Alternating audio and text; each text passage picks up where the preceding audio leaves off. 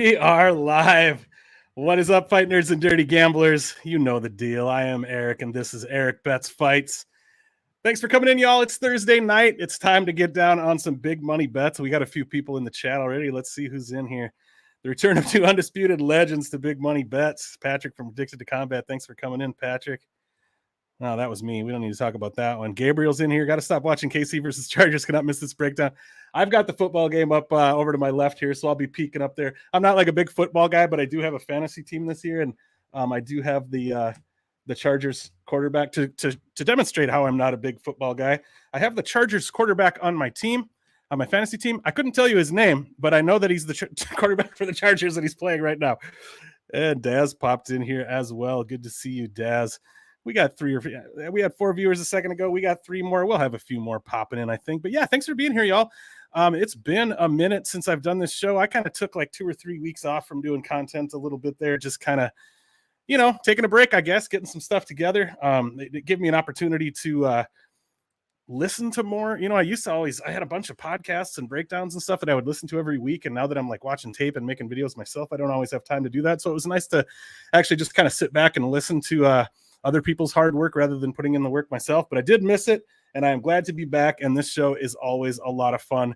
So we're going to break down our favorite props and parlays for this weekend's card. UFC Vegas 60, headlined by Cory Sandhagen versus Sung Yadong. Patrick's already like, just bring in Lou. Stop blabbing. Yeah, he's backstage. He's ready to come in. Let's make it happen. Mr. Lou Betya. What's going on, brother? Brother? Just so you know, I'm in that fantasy league with you. I know. And my team is just complete trash. Did you attend the draft? No, I had fatigue.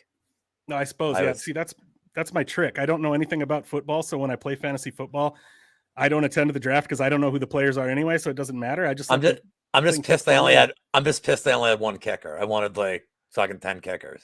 I have 2, I think. I have 2. That's awesome. Like, so before you start, I want to rewind the clock a bit, if I may. Please. So when you did your first show ever, I'll take the glasses off for this. When you did your first show ever, I set a trend, not meaning to, but I had set a trend with the fine glassware and a glass of wine. So this is true. And there it is. Now that this is my 3rd appearance, like I'm like Norm Macdonald to your Letterman. I'm just going to do this. Love it. Got them both going. Couch Warrior pops in here. Good to see you, Couch Warrior. He's been a guest on the show as well. This is what we call the bigger glass. It's like bigger, as your friend Jared would say, it's Jaws versus bigger Jaws. I like it. Your friend Jared, by the way, if you ever watch this, shout out to Jared. He's a pretty funny dude, man. Glad I got to meet him through you. He's a trip. He's definitely a friend of yours. Yeah. Definitely a friend I grew up with.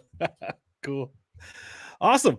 Well, I was going to say, if anybody's watching who hasn't, as far as the people who are watching live right now, I know you all have seen this show before, but there'll be some folks watching later who maybe haven't. But yeah, the way we do this show, we start off by just talking about some of our favorite parlays. We do a 2-legger, 4-legger, and a 6-legger. And then a little bit later, we're going to talk about some of our favorite props. I'm just going to let you know right now, a lot of times on this show, I don't necessarily place all of the bets that I give out. And, I always want to be super transparent about that. I don't want it to seem like I'm like placing these bets and I'm not.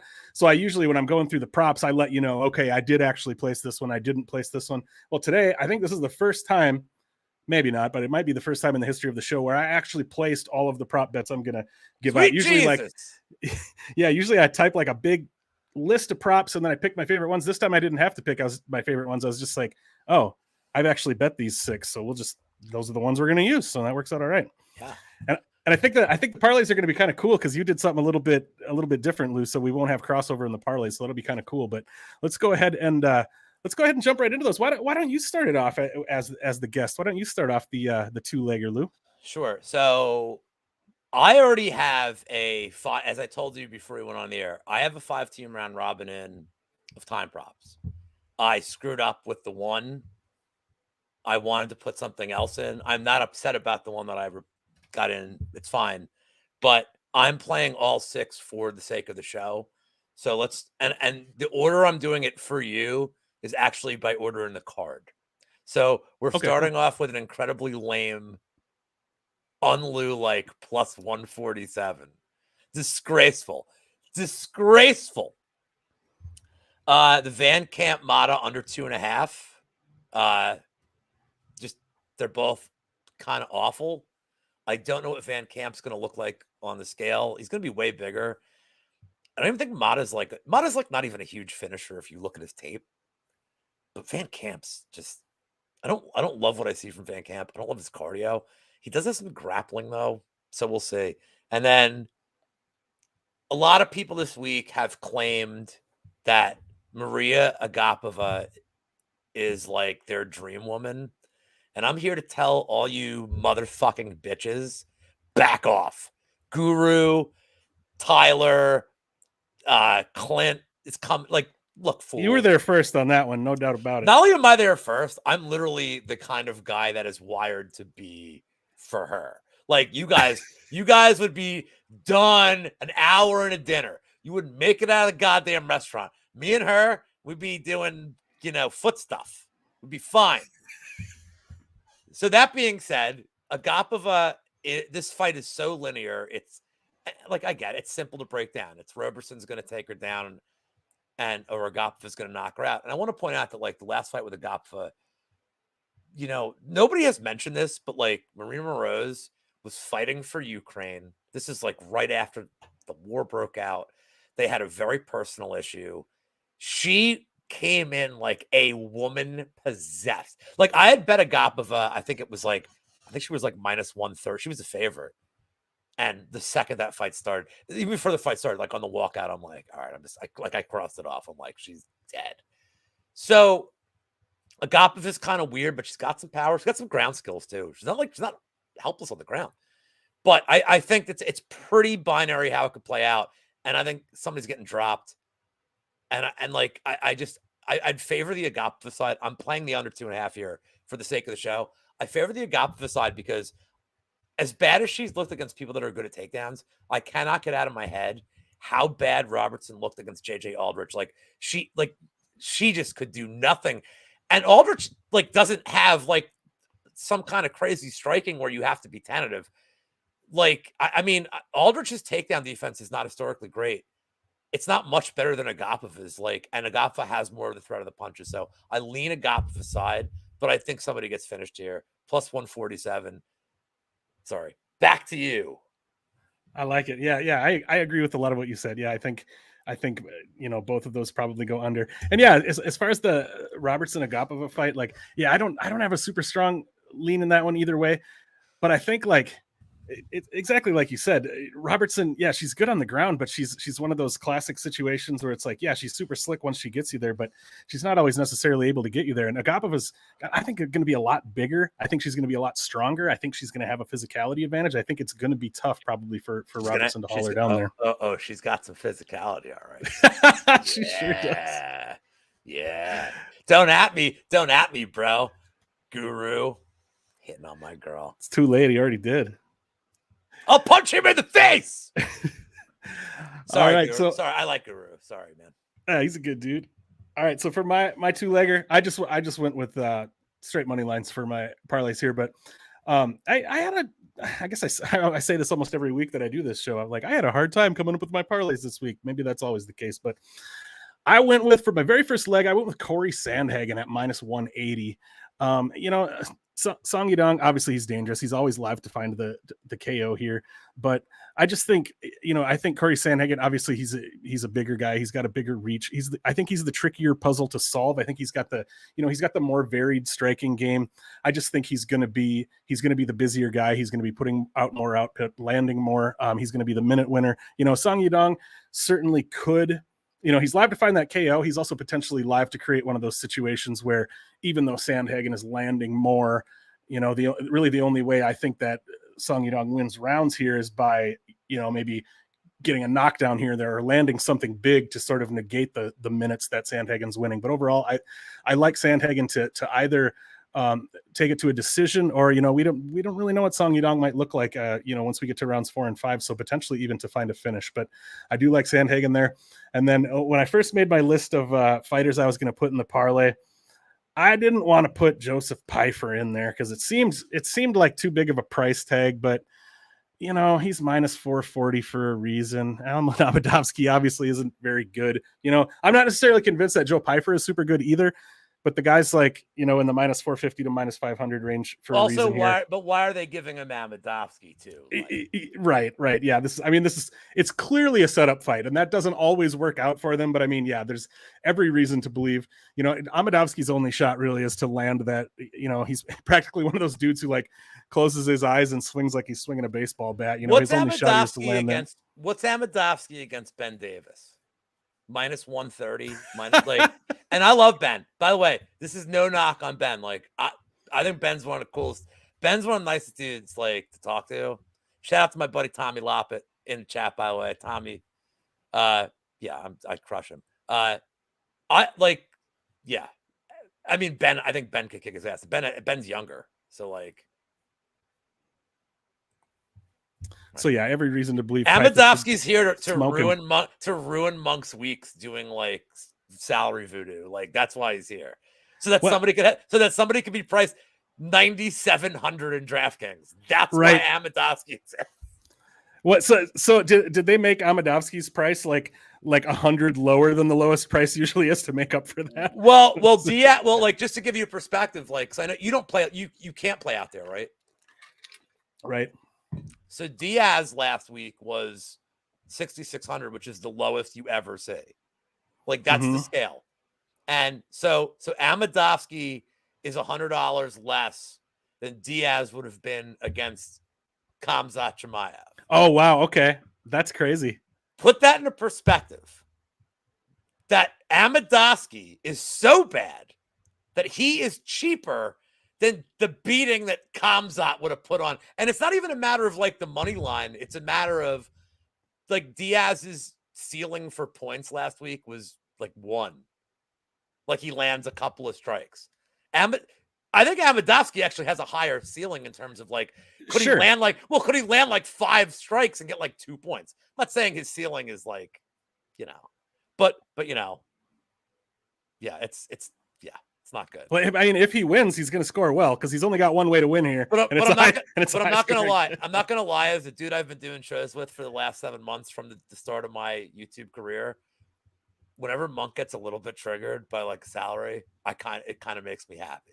You got to have a little fun with that, right? Because it means the Friday show is like, what the fuck? Like it means like, because it means I get like amped Monk and like I'm like, yeah, let's go, dude. Well, I'm going to have to tune in for that. I'll go ahead and plug it right now. That's tomorrow at 2:30 p.m. for me, 2:30 p.m. Pacific, 5:30 p.m. Eastern. But yeah, check that out on the MMA Engine channel. Anyway, Sandhagen and Pfeiffer together, minus 110. So I managed to come out pretty much even on that one. And we're close so far. Mm-hmm. You're up, homie. All right. So the next two I'm going to add gets me to plus 495. The Kosei Giles under, and I'm going to have more to say on this when we get to the props. I mean, this is just Kosei has no cardio. I don't even love his skill set. Giles is coming off 2 knockouts. The under, very reasonably priced too. Oh shit, there we go, Monk. And then I'm adding the Tanner Boser under 2.5. That gets me to plus 495. I'm actually not even sure what I want to do with this fight from a side perspective. I don't think I want to even attack it, but I think the under here, and I know, and Boser plays to a lot of weird decisions, but if you look at like the Latifi fight, Latifi what did he throw? Didn't he have like 8 strikes landed or some shit? Like, yeah. Like 10 strikes landed, like, and he didn't do anything in that fight, but his top control was good. Nascimento, if you watch him, he's not as heavy on top. He's more active moving around, but I don't love Boser's takedown defense. And at the same time, Nascimento struggled with Badeau. I mean, I get that he like went for a takedown and kind of got flipped and but he, if Boser like accidentally lands on top of him, even without like a true top game, like I don't want Boser on top of me, like ran in 5th. So they're low level heavyweights. Like Boser stinks. I don't think Boser's very good at all. And Nascimento might have some potential, but I don't know, man. I think they kind of he's 8-1 from Brazil. That's like being 36 from Brazil. Like it's fake bullshit stat. It's like, okay, like he's 8-1. Like Nascimento is a step above barely like a contender series guy we see from Brazil every week. That's not a knock on the dudes we see every week. That's not insulting to like the people on the show. I'm saying like I don't understand how Nascimento is like ever in a prime spot, especially after like, dude, he barely beat Badeau, man. Alan Badeau stinks, man. Like, so like I see Daz says Bozer KO. If you're on either side here for a finish, and I not like right away, there's Huber saying Nascimento by sub. I mean, it seems kind of binary, like if he gets takedowns, but I think either way, like I just does this fight go into the third? I don't think so. But we'll be talking about this fight later too for another one of my bets. That gets me to plus 495 after 4 bets. Lame for me, dude. Yeah, it's a lot better than where I'm gonna be at. But dude, I totally agree with you. Rodrigo Nascimento is to give some perspective. He's one of those dudes that every time I hear that name, I have to look up who he is to even remember. I can't even picture. And for one thing, I love heavyweight MMA, and there's only like 35 heavyweights on the roster or something. So if you're a heavyweight and I can't remember who you are, I think that says a lot about. And like half of them are named Dawkins. No, I'm kidding. All right, so moving on to my 4-legger. My third leg, I don't love the number here because he's sitting at minus 320. Daniel Zellhuber, like, I get why he's such a big favorite, but obviously, there are some concerns when a dude's, he just turned 23 years old. He's making his UFC debut. He's going to be fighting in the, in the Apex, which he's already fought in. So there's that to consider, I guess. In a way, he's making a walk he's already made, but it would be ostensibly a step up in competition. I don't know that it necessarily is in this case. Probably isn't with it being Trey Ogden, who I don't think very highly of at all. But Zellhuber's got a really dynamic kicking game. We saw a nice judo throw from him in his contender series fight. He's got nice ground and pound. Like he seems to be the total package. The kid's got a lot going for him, and I'm just not convinced that Trey Ogden is very good. But we have definitely seen situations like this where the young, dynamic, impressive guy comes in, and then the workman-like dude walks in with his lunch pail and goes to work, just with some hard-nosed wrestling and top control and that kind of thing. And Ogden's not that guy. No, I mean, I agree. I don't think he is either. but we've been shocked before. No, I don't think he is either. So I don't love the price on Zellhuber, but I'm comfortable putting in there because Erik, he should win. Better? Who's better? Zellhuber or McGruber? I'll be honest with you. I've actually never seen McGruber. But you're aware I know, of it, right? Yeah, I know. A buddy of mine dressed up as McGruber for Halloween. And then, all right, my fourth leg, I went with Anthony Hernandez at minus 190. I kind of went back and forth on this fight. Like I can see why it was lined a little bit more closely, but Hernandez is becoming a bigger favorite now, and I feel like Fluffy has a good style to probably stymie Barrios' game. I feel like they're both guys that like to apply pressure, but Barrio applies like boring pressure, really measured kind of. Whereas Hernandez is a guy who has no problem getting a little chaotic, getting a little frenetic, and I think that's going to make Barrio uncomfortable, and it's not going to allow him to like get into his game. Like if the same Hernandez comes out here that came out against Josh Fremd and just gets busy and lands 8 takedowns or something, I think this is Hernandez's fight all day. So with those 4 total, we had Sandhagen, Pfeiffer, Zellhuber, and Hernandez. We end up with plus 282. It's not a great number, but that's where we're at. Okay. By the way, I don't think I'd like to see Fremd on a full camp. I thought he was. I was actually really impressed with him. Yeah, I thought he looked decent too. He looked better than I thought he was gonna. So before I give my next 2 picks, can I ask you a random question? Please do. Just to sandbag you, because I didn't tell you. Like, I just like to annoy you. Like you and I are among the older members of the community, so like, and we were talking about like Brady sometimes doesn't know some of these cultural things. I'm going to ask you a random thing, and I want to see if you remember it. I'm just going to name the song. I have a feeling Monk might know this too. Name the band that sung Detachable Penis. Oh, King Missile. Yes! Yeah. I remember that video even. That's it. That's all I had. I just, wow.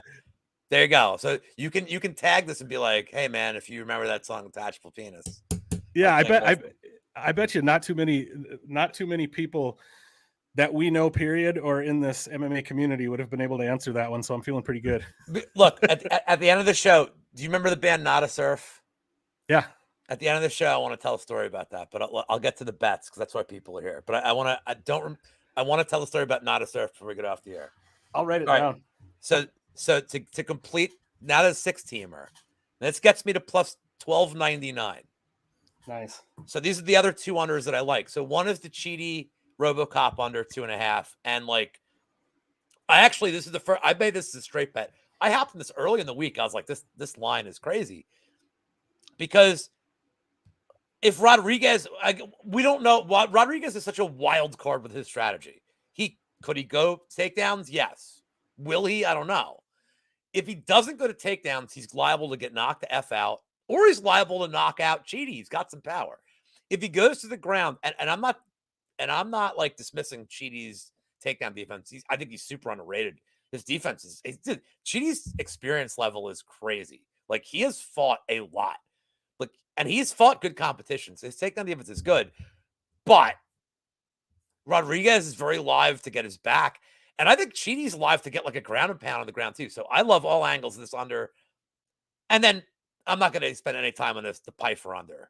I mean, but I posted a tweet earlier in the week. I don't know if you saw it. There's a fight parlay DraftKings offered. Pfeiffer money line and under 1.5 was minus 190. The under 1.5 is minus 185. Like they're like, yeah, Nascimento is garbage. Like the fact that those numbers are the same are crazy. So that's 6 unders. Van Camp, Agapova, Kosei, Bozer, Cheaty, and Pfeiffer. All 6 unders get you about 13-1. Plus 12.99. I'm gonna round it up to 13-1.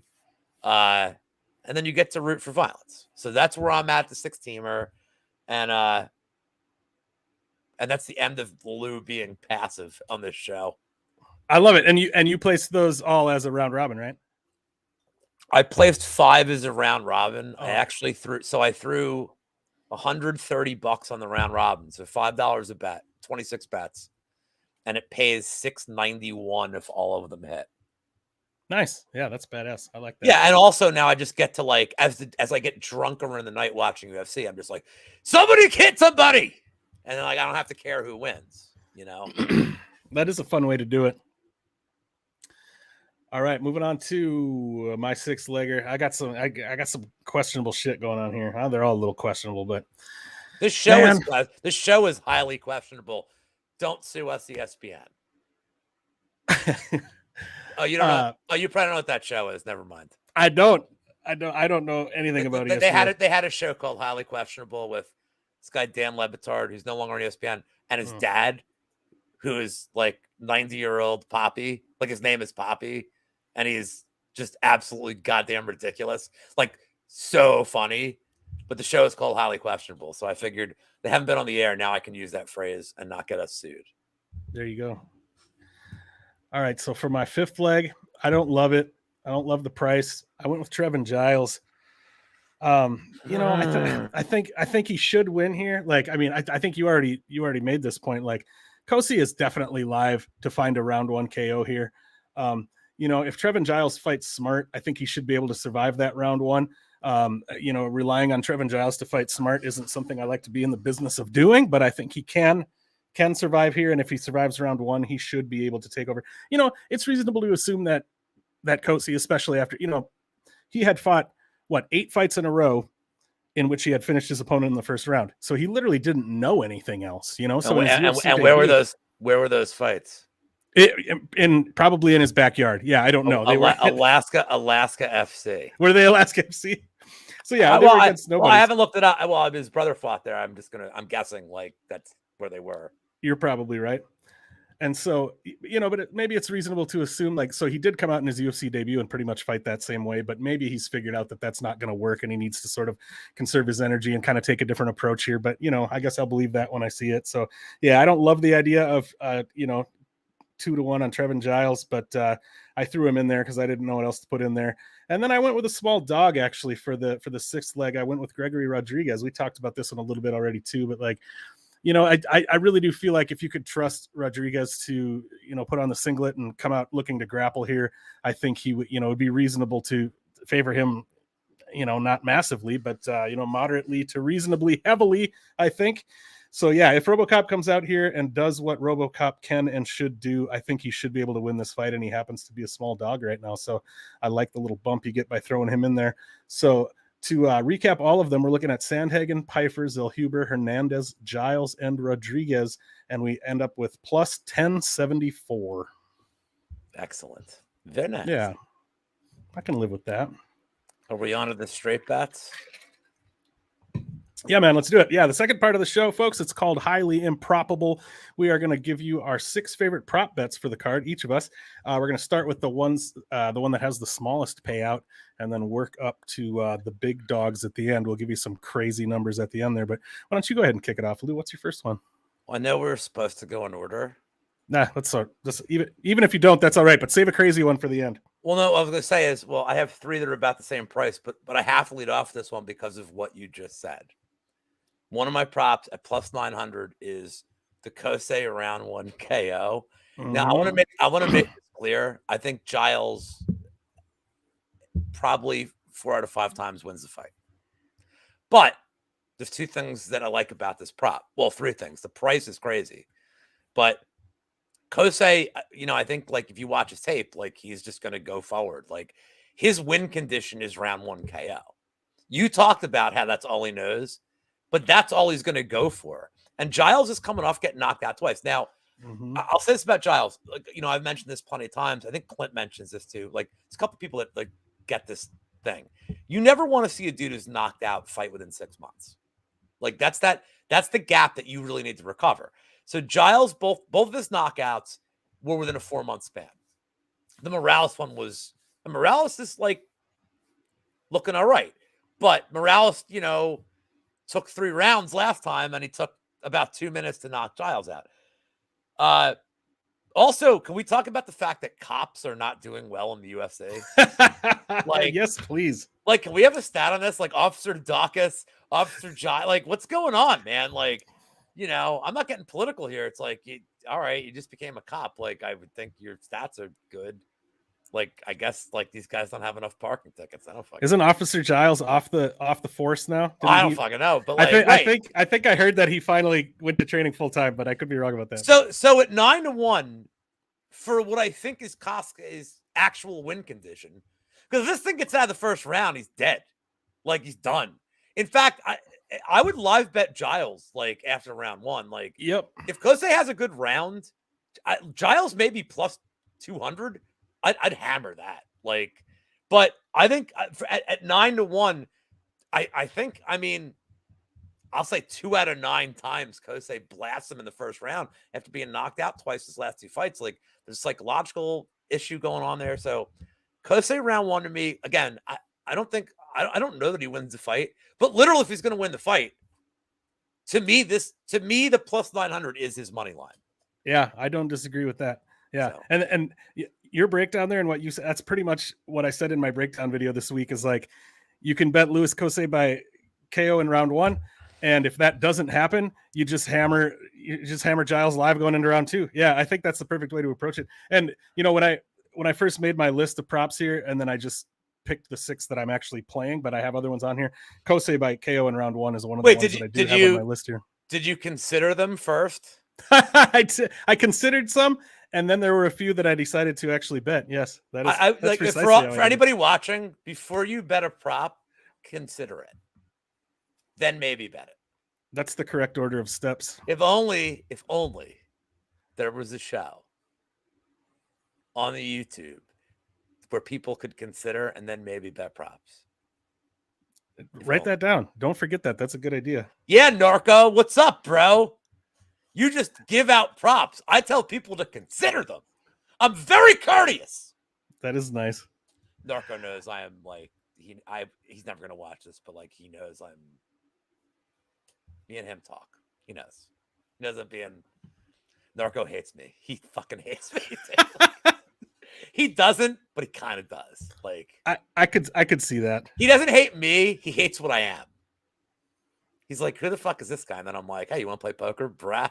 I love Narco, dude. I actually respect Narco. Like, I'm not like I respect him immensely, and he's sneaky funny. I agree. There you go. Now we can tag Narco on the show though. It'd be like, yo, bro, you came up. Yeah, we gave you some shouts, homie. And it's his partner Tim Troiano, right? I know who he is. Yeah. I always like to make jokes on like Liam. Like when I do the show with Liam, all these guys know Tim. I always like to make the joke. I'm literally Tim. I'm just wearing the hat backwards. When I turn the hat forwards, I just go on Narco show, and now I'm Tim Troiano. And I love busting Tim's balls. Like Tim's good. Tim's such a good dude. Like Tim's such a good dude. Like, but Tim heard me say that on one of like, I think it was like one of Liam's shows, and he's like, dude. Or he heard me say it on a club and sub. He's like, dude. He's like funny but true. He's like awful but true. I'm like, yep, same dude. And we all love props. Like we're all like crazy. Like, yep, that's the plus thing. 2,000. Sign me up, dude. Do I respect? What's he asking? How do you feel about Magic? Can I ask you that? I love Magic. I know you do. I've interacted with him very little. We've interacted in like in the comments of a tweet a couple times or something, but I don't even think he really knows who I am, to be honest with you. I've never really talked to him. I like Magic a lot. Like I mean, it's crazy. Like if he's not everyone's flavor, but he's some people. But neither am I. Like, but I'm like, true. Him and I are like kind of similar. Like, he's got receipts, man. Like, if you don't screw with him, he's like the nicest, coolest dude. Like, he really is. Like, people screw with him, and he's like, he scorches the earth. Like, so sorry. All right, I detoured us. I'm so sorry. That's all right. No, I knew what I was getting myself into when I asked you to come on. It's here. This is maybe the reason. All right, I'm gonna go ahead and give out my first prop. I started with a pretty low number here, but like I said, I just picked the ones that I actually bet. So this one's not super fun number wise. It's only plus 170, but Tanner Boser by KO TKO. We've kind of talked about this fight a little bit already. I think Nascimento was getting tagged up pretty good by Alain Baudot early in their fight, and I think the same thing. I think Tanner Boser can do the same thing. There's the threat of Nascimento being able to take him down and work on the ground there, but I do like Boser to probably be able to find a finish with his hands at some point here. So plus 170, Tanner Boser KO. That's my little prop. That's my wimpy one. We'll get better numbers after that. Can I ask you a question about the bet? Mm-hmm.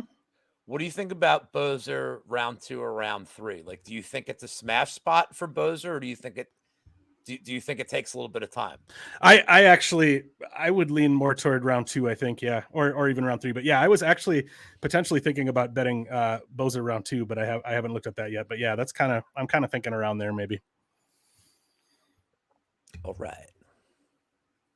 What do you got for your second one, homeboy? Now I gotta go to the lowest one. Cheaty round 2 KO is plus 700. I would love to give you an actual explanation for this. Oh my Lord. You have the Chargers quarterback. Yeah, that didn't go good for you. He just threw a pick 6. That's all right. Anyway, I got the game on. Yeah, I got it up there too. I just feel like with these kind of fights where you see dudes like that have so much finish equity. Sheedy with the depth touch, Rodriguez with both the on the ground. Sometimes you get like these stalling out matches. Sometimes you get 3 to 4 minutes of like respect, and it becomes a boring fight to start. So I think it may take a little bit to get going. So that's why, and also Eric, as you know why I like round 2 better than round 1. Oh, I have a guess because the number's bigger. Because it pays more. So I'm gonna yeah. so Cheaty round 2 at plus 700. I don't think it's terrible. I'd be curious, and the thing is if it gets to round 2, how did it play out? Did Rodriguez exhaust himself grappling? Like, I actually think Rodriguez's best win equity is round 1, while they're dry getting a submission. I think the longer this fight goes, because Cheaty, he hits hard, but he doesn't put a ton of energy into, he's not winding up throwing. The dude just naturally has power. So he's not exhausting himself throwing a lot of these punches. He's going to have the reach advantage. I'm banking on a first round being crappy. Rodriguez could sub round 1 and I wouldn't be shocked. But I think if this fight gets out of the first, that's where I start liking Cheaty's chances. I think, Propaholic, he's a good account to follow. But he was looking at Rodriguez decision props, and I was like, Jesus Christ, dude.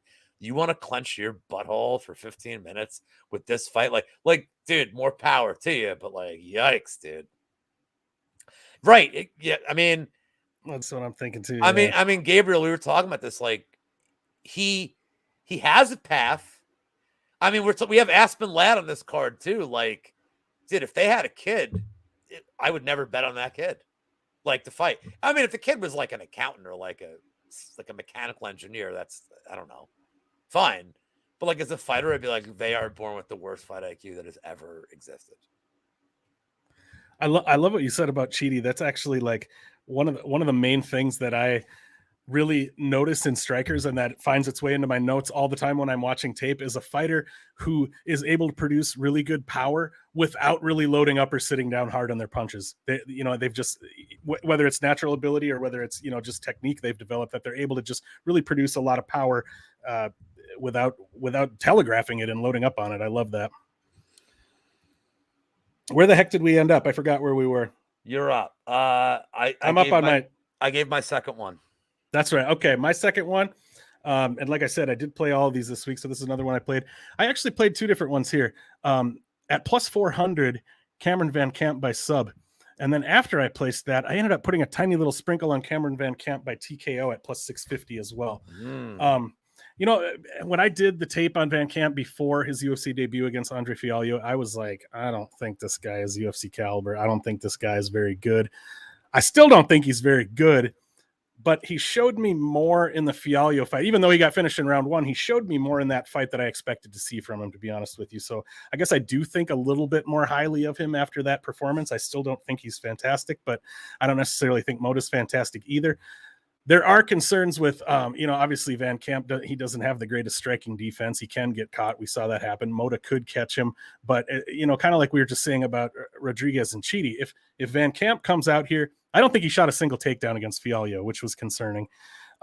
He's going to have, he's got like 4 inches of height and 5 inches of reach or something here. He's the much bigger guy. And maybe 6 inches of something else, since you're doing math. We never know. But if he does look to push the grappling here, I think that size advantage is going to work for him there. He's got decent skills in that realm. I think if he fights smart, not saying I trust him to do so, but I think Van Camp finding the sub, or even possibly finding a TKO finish, a ground and pound finish on the ground, could happen. So yeah, Cameron Van Camp by sub plus 400, by TKO is at plus 650. I sprinkled a little bit on both of those. That's when you're supposed to pass it over to me, not just assume I'm going to interrupt you with nonsense. It's all you, homie. I will interrupt you with nonsense. Prop number 3. This is a dual prop because I'm doing it's 2 bets in one. The Algeo Feely fight to end in split decision and Algeo split decision. I think this fight goes to, and this is on props. Consider this is one of the props I like the most. Obviously, I'm a little biased here. I like Bill Algeo. For those that don't know, because I don't even think Bill Algeo knows, his crew, Erik Corner, the guy that trained him, they own gyms together. Erik is a very old friend of mine. Went to high school together. Like, I know Erik for fucking 25 years. He went to Thailand. He formed the Muktai gyms in Chalfont and King of Prussia, where Bill Algeo is. Erik's a badass, dude. I played soccer with him. That motherfucker's a badass, dude. Like we never fuck with him ever in high school. And this is 25 years later, and I never fuck with Corner. Like, he's a good dude. And Corner has trained Algeo. So I have a weird connection to Bill Algeo. And then I'm like, yeah, he lives in King of Prussia. That's where malls are. It's not tough. But I love Algeo. I love the way he fights, love his energy. He's gonna be a little bigger here, I think, too. I don't know how this fight's going to play out.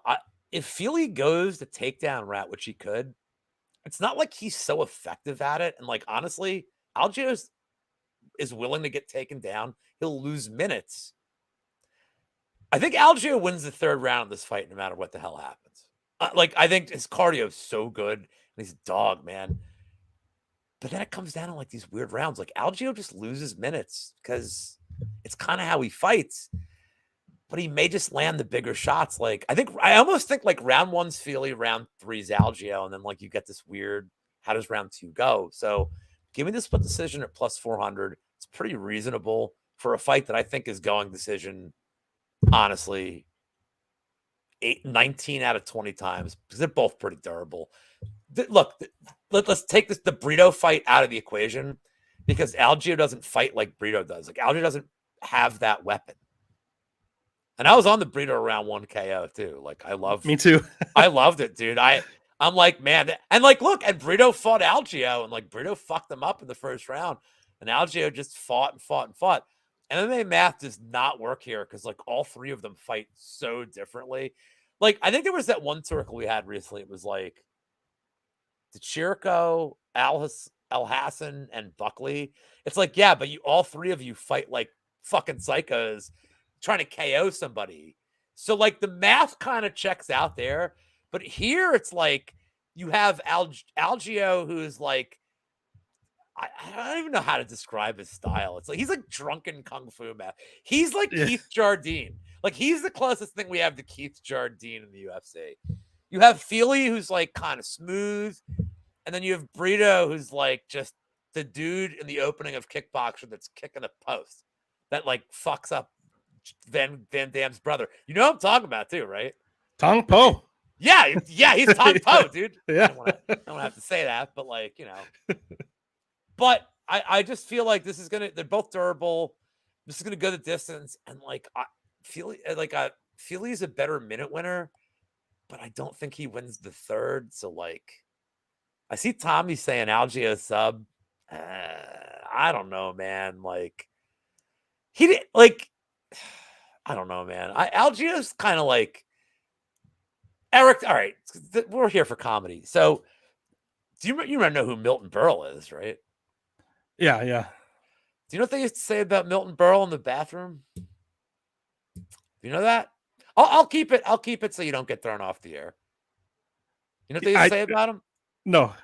So apparently Milton Berle had a humongous dong. Okay. And people would challenge him constantly in the bathroom to see who was bigger. And he would pull out just enough to beat them every time. Bill Algeo is going to pull out just enough to beat Andre Feely. And nobody broke down this fight better than I did all week with that.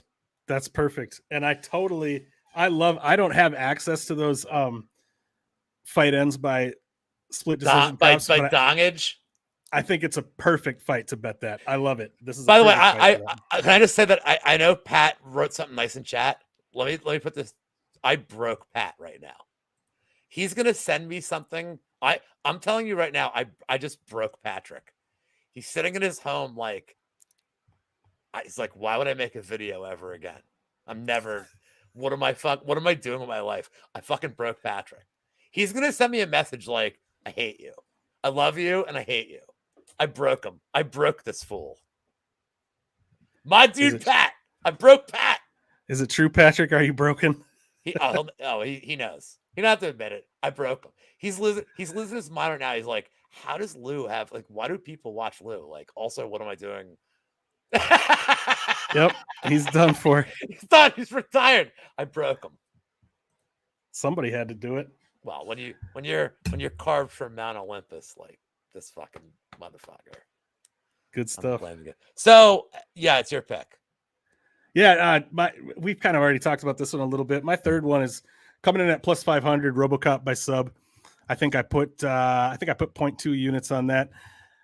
That seemed like a pretty good, and that was even on Bet Online, so it's probably even at a better number on DraftKings or FanDuel. But that seemed like a pretty good number to me for obviously we've seen RoboCop falling in love with his striking a little bit more lately. We talked about his fight IQ a little bit, so hopefully he doesn't go that route here. But I thought the possibility of him finding a sub was worth plus 500 here, so I went with a little sprinkle on that. Oh, I have to be serious now. You don't have to. Prop number 4. I won't even bother with the explanation here because Clint probably summed it up. Aspen Ladd round 3. All I'll say is I'm not betting this fight other than the prop. I think that McMahon should win this fight. She's also 41. Nothing wrong with being in your 40s. I think Ladd as crappy as she's looked against Pennington and Norma Dumont, has shown some like crazy weird urgency late in fights when it's too late. So like her winning in the third is not it's not inconceivable to me. But she probably loses the first 2 rounds too. So give me Aspen Ladd round 3 plus 1200. I looked into like the winning condition, the KO, the sub. KO was plus 1300, sub was plus 5,000. Excuse me, plus 5,000. I'll take the wine. Sorry, I'll take the minus 10 cents or 100 cents in this case, I guess, and just give me Ladd round 3, like in case she gets like a fluke sub. Aspen Ladd round 3. I am going to go ahead and, rather than just 1 second, rather than tell you what my fourth bet was, I'm just going to go ahead and share my screen and show it to you. Hopefully I don't mess up too bad here. I don't know what I'm doing half the time. Eric, can I just say how hip I am to the kids of today that I'm bringing up Milton Berle on your show in 2020? The kids love Milton Berle. I just wanted to prove beyond a shadow of a doubt that it was in fact not just the one that I had chosen, but also my fourth bet. Aspen Ladd wins in round 3 was my fourth one as well. So yeah, I have nothing further to say about that. I agree with you. Like, Sarah McMahon is one of those fighters that, like, if you have access to those, I don't have access to these either, but those ones where you can bet on a fighter to win a particular round, that's a fight where I wouldn't mind a bet on Sarah McMahon to win round 1, and then you can bet on Aspen Ladd to win round 3. And probably round 2. And probably round 2. I mean, I'm with you, man. But yeah, I don't even have anything to add to what you said. I think that's, you mentioned it. I just exactly how I would have. I just won my DraftKings foofy bet. I hate these bets, but like they gave me even money on both quarterbacks starting for over 225. I took it. They're both over 225, which was good for you. It's good for you, fantasy guy. What's your team name again? I better look at I am called the West Fargo Snake Dudes. Oh, that's okay. I expected better from you. I didn't give it a lot of thought. Dude, my team name is Team 2. That's commitment. Team 1, you're an asshole. Team 12, you're self-depreciating. Team 2 is like, I'll see you at the end. See. That's like what Blur would call their fantasy football team. That was kind of a dumb joke, but anyway. Where are we at? Yeah, what's your fifth one? Okay, so I love this dude. The Snow Leopard. Javid Basharat, round 3 submission, 18-1. This is a crazy good fight. I'm not going to break it down here because I could talk about this particular fight for a while. I love this fight. My buddy CJ and my buddy Greg that I used to watch. Fuck me. Sorry. So my guys that I used to watch the fights with all the time, my buddy CJ, Slam Pig, Revenge Elephant Monday, the guy. Yep. Right. So CJ is my boy, and he moved to Alabama. So last year, sorry, I'm getting a story time, but this is important. It's fight related. CJ and I watched every, Contender Series last year. It was like me and him. I go over there. I walk to his house, and that's why I love fucking Parsons. Like from watching this stuff where I'm like, what's up? Like, I love that show because me and him just kind of like it was our thing to do. It was our night. Like it was so much fun. And Basharat, if you remember Basharat's fight, like I didn't know how to like really bet that fight. And I watched Narco, Liam, and it might have been Tajik. I can't remember, but definitely Narco and Liam. And Narco sold me on Basharat. So like he was like, man, I bet Oren Kalin and then Oren Kalin weighed in heavy, and then he started screaming at Basharat, calling him a terrorist. Like he was disgraceful. Like overweight and calling his opponent yeah. So Basharat was minus 125 at that point, and that was the biggest. I'm not going to say how much I bet because it was very irresponsible of me. It's the most money I've ever bet on a Contender Series fight, and I'll never break that amount. Like no matter how rich I get, because it was an irresponsible amount. And I'm man, I want him. And I had him in the distance, and I'm like, man, I want him to murder him. And Basharat just. From the minute, and he could have finished him in the first, and he just strung that along, and he finished him with like a minute and a half left. he fucked this dude up. And I will always be a fan of Javid Basharat, not just for making me money, but for kind of like, and then he was classy afterwards. Like, and like, it was cool that his brother just won. So I love Basharat. I love the skill set. I will break down the fight in full tomorrow without getting too much into it. I will say I don't love Gravely's cardio. So if Basharat can mind his P's and Q's, a round 3 finish is very live. And I don't think he knocks Gravely out. So at 18-1, I would have loved a bigger number for that, but I think it's live, man. And the round 2 subs 10-1, I think that's live too. I like it. Yeah, that's a good call. That's a fight that I ended up. I haven't put anything on it. It's one of those fights where, like, I think the way I said it in my breakdown video is it's not that I don't feel like I have a decent read on those two fighters, but I just don't feel like I have a decent read on what the dynamic between them is going to look like. It's one of those fights where, like, 2 minutes in, I'm going to be like, okay, this is what it looks like when these guys get in the cage together. But I just don't feel like I don't feel like I have a good read on that one. All right, my fifth one. We're getting stupid here. I think I told you before we went on the air that I did this, but it was one of those things that I almost had to do. Look, you have other people on the show, and you like it's like strict bang boom bing, and like the thing is why do people watch these shows? They want to have fun, and like maybe I'm not for everybody, but like I think you're having fun. I'm having fun.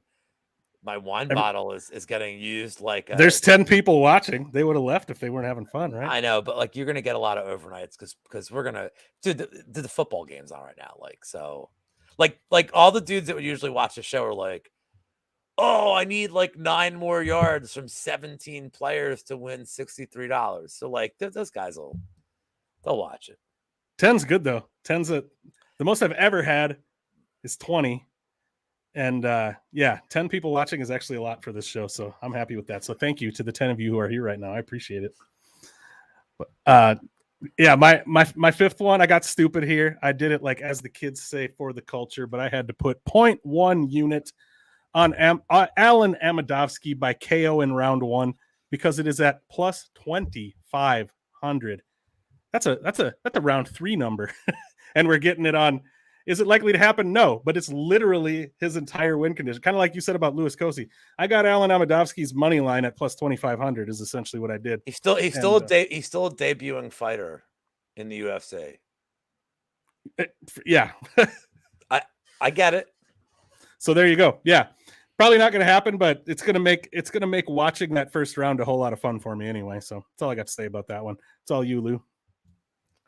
All right, let's stop dicking around. Let's talk about who's getting kicked in the balls on this card. Let's play some Yambag Yahtzee for yes, my please. 6th and final bet. So, man, I didn't have any Yambag bets when I did my show today, but knowing I was coming on your show, I know, but like I gotta figure out one for you, dude. I can't come on this show and I can't disparage you and not have a fucking Yambag shot here. Well, you certainly wouldn't be welcomed back, that's for sure. Yeah, I mean, last time Pat was on, didn't he give out some like fucking nonsense? Like I can't top what Pat gave out the one time. It was like 6-7-1. That fucker. Goddamn Pat. I'll see you in hell, Pat. No, I'm kidding. So we're gonna go Tanner Boser and Nascimento. Somebody taking a Yambag shot. So the science behind this. Nascimento is wild. I don't think he goes for a lot of takedowns, and he looks like a dude that loves hitting people in the ball sack. And Boser already had a fight that should have had a point deduction. So maybe there's some like right? Which one's that? With Latifi with the cage grab. Oh, okay. So like maybe I don't know. Maybe we need Brooks Koepka in here. Or maybe we need my favorite guy in the world, Gianni. Is there Yambag regression? Like, if it's not called in 1 or 2 fights, can we play a Yambag regression prop?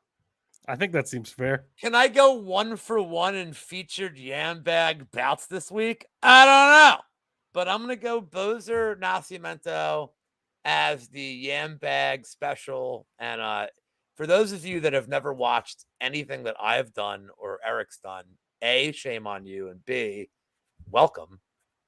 But more importantly, Yam Bag means, I mean, there's this context to this, but what it means is when a fighter either kicks or punches another one in the penis region, or repeated eye pokes, or a cage grab on a takedown, or general debaggery. There are many ways the Yam Bag special can happen, but I have grouped it all into a swift kick to the ghoulies. And what's the payout on that for the Bozer fight? Or is it always the same? I think we might have lost Lou. No, I was fucking with you, dude. Oh. I was holding still so long. That was actually really good. Dude, seriously, like 5 more seconds, I would have been like, I was trying to. I'm working on some gimmicks, dude. That was good. I like that. Thanks. You pulled it off. I didn't hear the question though. I didn't hear the question because I was holding my breath for that whole. Oh, time. Do Yam Bags always pay the same? 20-1. Okay. Except for one fight. There was one fight this calendar year. They were 18-1. Can you name the fight? I remember when that happened, but I don't remember what fight it was. Hold on. Heavyweight fight. The guy that lost the fight is no longer with the UFC. Oh, it was a Greg Hardy fight, but I forget which one. Tybura. Okay. And he didn't have long enough to cheat. Yep. But yeah, that was 18-1. And I did your line. I'm like, I moved the line. I'm like, I literally moved the fucking line. That's rad as hell. And he probably did too. I'm listening. My headphones will be on. I'll be right back. All right, no sweat. I'm gonna 6 pick. I can hear it. Yep. All right. I'm gonna move into number 6. So for my last prop, I actually went with 2 different ones here, related, simply because I did play them both.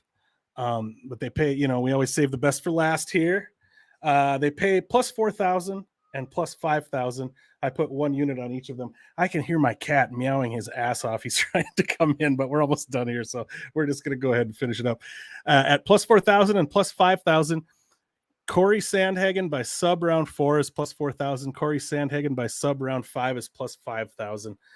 I don't expect this fight to play out on the ground for long spells necessarily, but there's also the fact that we don't really know what we're going to get from Song Yadong if we get into those championship rounds, right? Like, what are we going to see? If we do get into round 4, if we do get into round 5, and we see Song Yadong start to slow down, is he potentially going to be a sitting duck for Sandhagen to be able to get on him and take his back and snatch the neck? Maybe. I thought at plus 4,000 and plus 5,000, definitely worth at least a 0.1 unit sprinkle there. So I did play both of those a little bit. What do you got for a crazy one for us, Lou? Or wait, you already gave your Yam Bag. That was your last. What more do you want from me? God, I want plus 5,000, dog. All right, hold on. Well, let's how about we figure out. Let's find one quick. Well, there's only one way to do a plus 5,000. What fight do we think has the potential to end in a draw? To the draw, yeah. So I'm taking a look right now. I mean, the problem is like you look at some of these fights and it's like fight to go. It's like minus. Well, the fight where I moved the line on the draw was a Sarah McMahon fight. It was Sarah McMahon and Carol Hossa, because my read was McMahon's going to win 1 and 2, and she's going to gas out and get smoked in round 3, but get 10-8'd and not get finished. And Aspen Ladd is absolutely the fighter who could do that same thing there with that coming alive in round 3 and getting that 10-8. So that might be live for a draw. I think that's live. Let me add this one. This is the other one. I see Pappas. And I see Pappas. How about this one? What about the woman's fight? We haven't talked about this one. What about the fight before it? Gomes and Look Boon Me. All right. Give me your thoughts on that one. Well, I mean, Gomes got rocked by Amanda on the Contender Series. Like, I don't know why she's fighting in the fucking UFC. Like, look, Boon Me can win 2 bullshit rounds, and then maybe Gomes can just like slam her down to start a round. Like, I mean, she could win a round dominantly. Look, Bumi's takedown defense isn't very good. I think that's a candidate for a draw. I mean, look, we're talking about like throw $1 at most on these like guys. So can we just, before we go, my buddy Tommy brought up Bo Nickel. What are your thoughts on Bo Nickel, Eric? What's his his career path in the UFC for you? I don't, to be honest with you, I don't know enough about him to speak on him that much. He's so good, Gianni can bet him and he'll still win. And win. Yeah, dude, Bo Nickel needs to make a t-shirt that says so I'm just gonna tell you what I think his realistic path is here. Okay. He's gonna crush this Donovan Beard. We have an off week from the UFC next weekend, which is smart because we get to clear the palate for Bo Nickel. Just like he's gonna literally end the Contender Series. You know who ended the Contender Series last year? Who won the last fight? Mahashate. I bet on him there. And he won by split decision as like plus 800. Bo Nickel's not gonna. He's gonna be minus who knows, and he's gonna murder this fool. And he's gonna go to the UFC. And here's the problem: nobody is gonna want to fucking fight him at 185. Nobody is gonna want to fight him. He's gonna fight one fight. They'll give him. I was talking about this the other night. There was like a couple opponents like I saw I liked for him, but that would be like, I'll take the fight. And then he's gonna fight like Gilbert Burns or some shit. He'll be like, I'll move up. Because just to get the rub. And within 4 fights, he's going to be fighting for the title in the UFC. And he's gonna fuck up Adesanya or Pereira.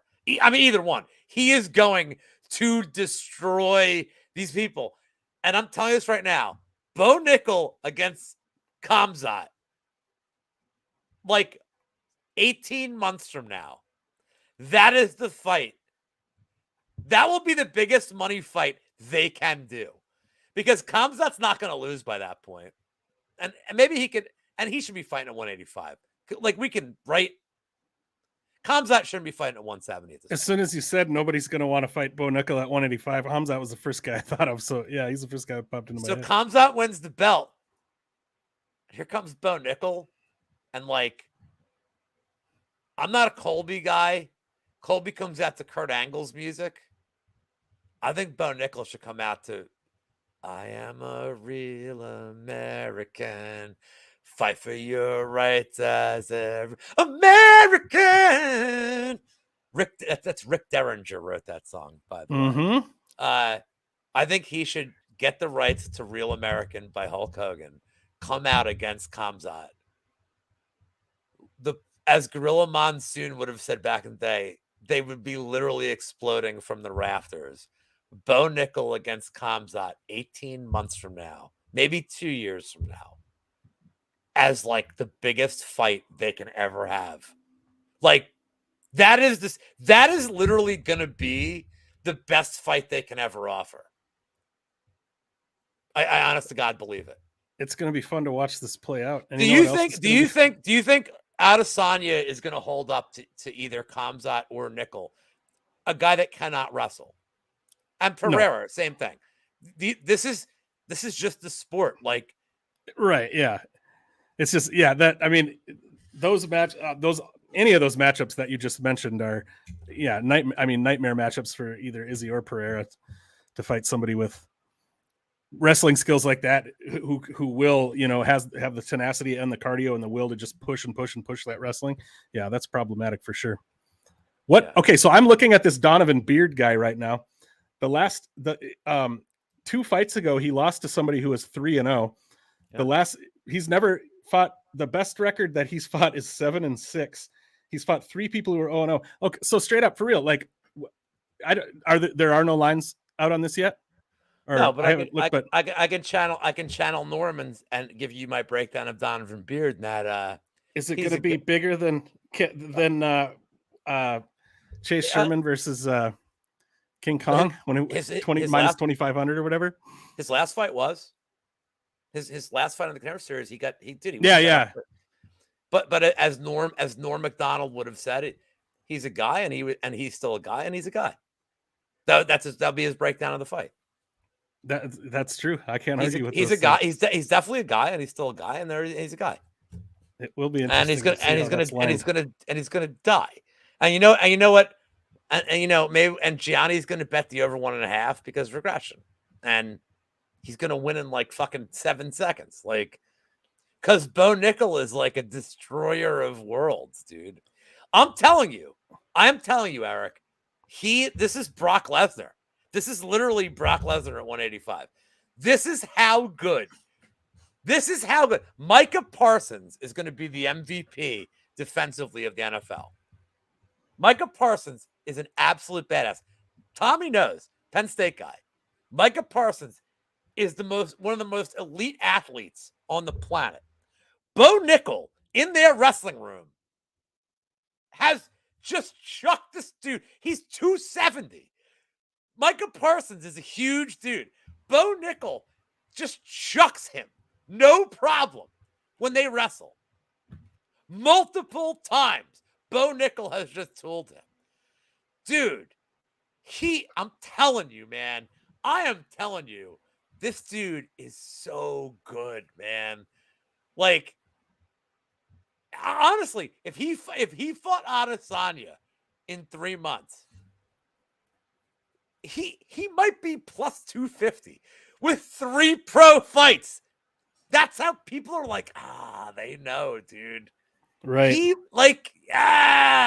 so good, dude. I'm telling you, man. Can we, by the way, tag Bo Nickel on this? Can we tag Bo Nickel? I just gave him like all the love. Yeah, you did. Well, heck, we can cut a little clip out of this and put it on Twitter. You're the fancy technology guy. Yeah, I'll do that. Hold on. Sure. Gabriel Huber says, "Who's the friend?" Can I just pull up the list real quick? Dude, I went over this the other night and I'm like, man, I know who I want to say. Here we go. I had somebody who was like in the 20s that I liked. Let's see if this is the right website. So here are the guys outside the top 15 that would be really interesting opponents for him. Brad Tavares. Okay. Or am I not? Yeah, I'm in the right one. Tavares. Chris Curtis would probably step up and then like the internet would like hate him. Like, I mean, that would be the end of Chris Curtis's life. Bruno Silva is a really interesting one. Joaquin Buckley's always looking for a fight. Oh, this is the guy. Roman Dolidze. Probably be like, I'll fuck him up. Yeah, he doesn't give a shit. He'll do it. And then he'll die like immediately to Bo Nickel. Like, but like, it's crazy. If you look at these 185 guys, like Cheaty is 28th. Like, I mean, I see Duraev is 30th. They may give, but that's actually like the perfect dude to give Bo Nickel. Duraev. Because Duraev sucks. And he allegedly has wrestling. He's gonna yeah. Like, and he might be like, well, how long did it take Buckley to hurt him? Not put him away. How long did it take Buckley to hurt this man? Oh, it took him 1.5 minutes. Okay, I'll finish him. Like, man. Then like Jacob Malkoon. That's an interesting fight at 185. Iron Turtle. Your boy, Eric Anders. Don't fight Petrowski. I don't want that. That's Philly. I mean, there's a lot of interesting matchups. Like, man, it's crazy. Like, I mean, look, Marc-Andre Barrios, not a scrub. He's the 42nd ranked 185-pound guy. And he's not terrible. I wouldn't have guessed he was down that low. Wellington Turman is 41. Wellington Turman is terrible. Oh, you know who's 43? But soon to be way higher? Friend of the MMA engine, Cody, my boy, Brundage. 43, huh? By the way, before we sign off, Cody Brundage against Rodolfo Vieira in 2 months. 1.5 months. See that announcement? I like that. It's a good matchup for Cody, dude. What's Vieira going to do to him? Get tired. Yeah, he's going to get... yeah, well. So, by the way, he already agreed, because me and Cody, we talk. Still, we talk like kind of all the time, dude. He's a cool dude. My friend. I said, we're interviewing you, right? He goes, yeah. And I'm like, that's good. I said, I would hate to travel to Factory X and kick your fucking ass, dude. And he's like, yeah. And I'm like, I don't give a fuck, dude. I'll fucking kick your ass. But we're interviewing him, and like, very curious to see what he says about this one, because every time that he's told me what to bet on him, which is once, he was wrong. So I'm gonna, yeah, he was. I'm gonna tell him like, hey, asshole. And he apologized to me. He's like, oh, sorry, I didn't get the sub, bro. And I'm like, well, I had you round one, so like it's okay. But like, yeah. But I'm like, I'm gonna tell him, done goddamn betting you by. I'm just gonna bet you in the distance. Done with this crap. Like, I'm done listening to you. I think Cody's gonna fuck him up, dude. I like that. That'll be a fun one. Cody round 2. 2? I like it. Yeah. I was thinking 3. Well, one's Vieira dangerous. You know, it just tires him out, and Cody fuck him up. I like it. Sorry, I've exhausted my time on your show. I've now ruined the show. I'm now the third. Right, I'm now the third guest on every late night show. Oh yeah, don't you have another show tonight still? Yeah, I'm going live in 47 minutes. Well, shit. I know, but I'm evolving into like, and also Andy Dick's on the show, and I don't want that. I never want to be like, and Sinbad with comedy. Like, I don't want to be that, like, you know, or like the fourth best expert of pets that has a parrot backstage. I don't want to be that. I don't think you ever will be that. I will be Ed McMahon to your Carson if you ever wanted that. Like, you are the straight stuff. Oh, great one. No, nobody. There's going to be people in their 50s watch this and be like, that was awesome. I was just going to say, I don't think there's any old people watching. All right, you are correct, sir. I think let's call it, homie. My wife's going to be home soon, and I think we're going to a movie. I'm going to get out of the house for a little bit. The next time that we do a show, can we do the Gibb brothers as done by Timberlake and Jimmy Fallon on SNL? Where they're the Bee Gees. They're Barry and Robin Gibb. Oh, okay. I don't think I've seen that.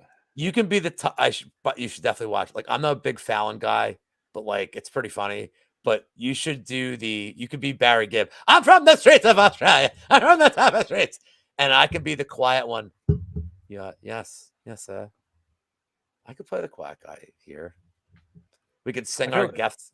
Yeah, I'm telling you, if you watch the skit, you'll be like, now I know why you said that. Now, like, the creative genius in your head, you'd be like, there's fun stuff here. I will literally watch it as soon as we get done here. Thank you, Gabriel, for hanging out. Thank everybody else. I appreciate it. Yeah, man. Thanks to everybody. I appreciate all of you guys. We had a lot of the regulars pop in here, some new folks as well. Daz and Addicted to Combat and Gabriel and Papa Chuck. Thank you so much, and to all of you for popping in here. Really appreciate it. Lou, do you want to everybody knows anyway, but do you want to take a second to let them know where to find you and that sort of thing? Yeah, 45 minutes you can find me on Wiz's channel. But and by the way, if anybody's still watching this, this is an interview show Wiz is gonna do. I'm going to talk about like personal stuff, but I'm also going to talk about what's held the MMA engine up, which is my fault.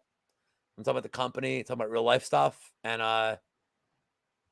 like, if you're just bored, hop in, man. Like, ask questions. Like, I mean, I'm a 40-year-old, well, more than 40, but I'm a 40s person who just started doing content. Like, if you're interested in like starting off in content, I'm kind of the perfect dude to ask, because like I kind of came out of nowhere. Like, I can help, and like all these dudes in the chat, well, except for Gabriel, because I don't think he writes me, but like Papa Chuck, Erik, Combat, Tommy, all these dudes just hit me up, man. Like, I'm always accessible. So, and this is Tank Abbott's favorite show. I think we all know that. Awesome. Thanks for being here, Lou. Thanks. And again, thanks to all of you. I'm Erik with Erik Bets Fights. You can find me at Erik Bets Fights on Twitter. I'm not going to throw out all the shows and whatever, but do be sure to leave a like here. Be sure to subscribe here on Erik Bets Fights if you haven't. If you're seeing this over on the Never Hedge Media channel, make sure to like and subscribe there as well. And hey, leave me a comment. The comments help get the algorithm going. Let me know, since this is a props and parlay, so let me know, what is your favorite prop bet for UFC Vegas 60? Drop that in the comments and I'll respond. I'll tell you I think you have a great idea.